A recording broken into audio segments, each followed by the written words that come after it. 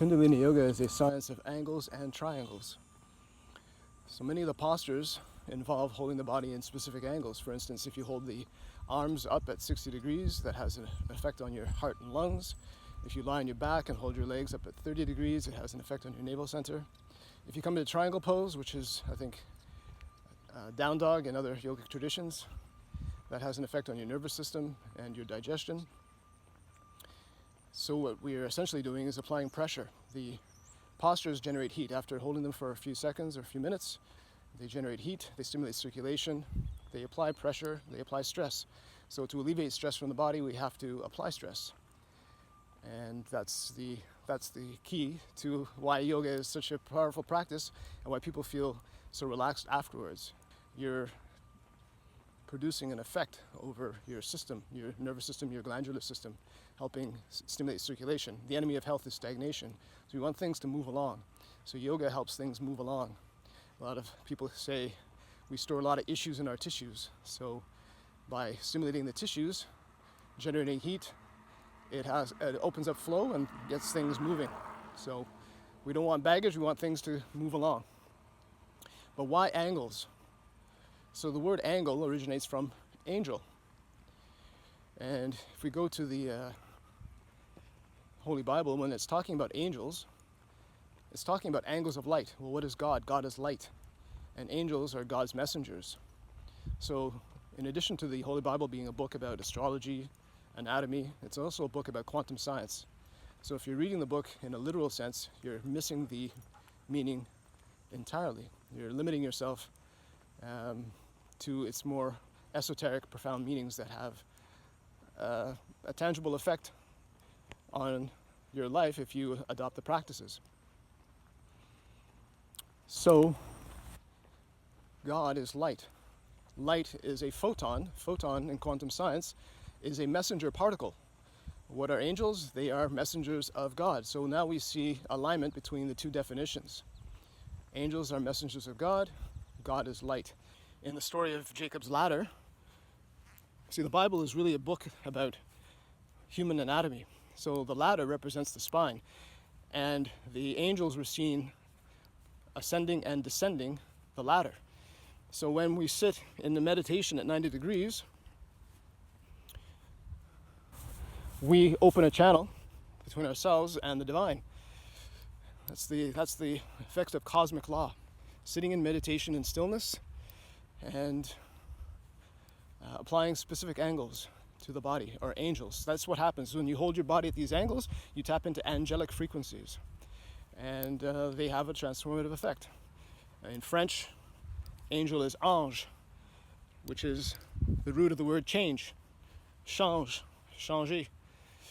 And that's basically what these angelic frequencies have the effect of doing. They have a transformative effect on the person who sits and does the work.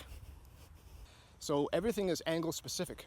For instance, in the northern hemisphere, in the wintertime, we see the sun every day, but it's too low in the horizon to affect change or sustain life.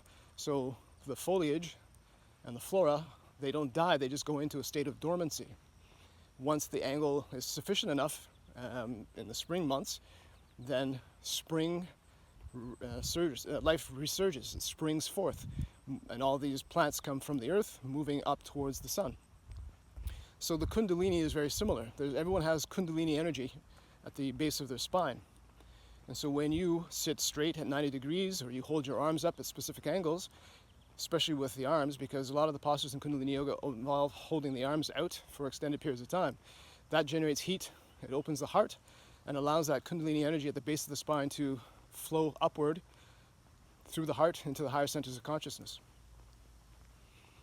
So think of it as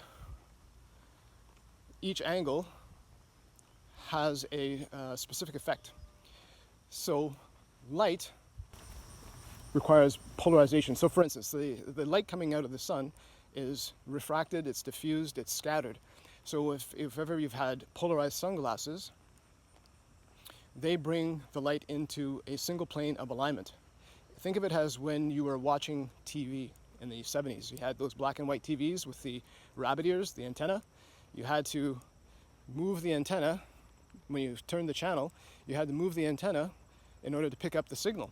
If the antenna was off by a specific angle or by an inch or a centimeter, it would get white noise or static. So then you had to move it and adjust both of those antennae in order to tune into the signal. So when we hold our bodies at these specific angles, we tune into that divine signal. We start to download cosmic intelligence, divine intelligence. And that has a transformative effect on our being.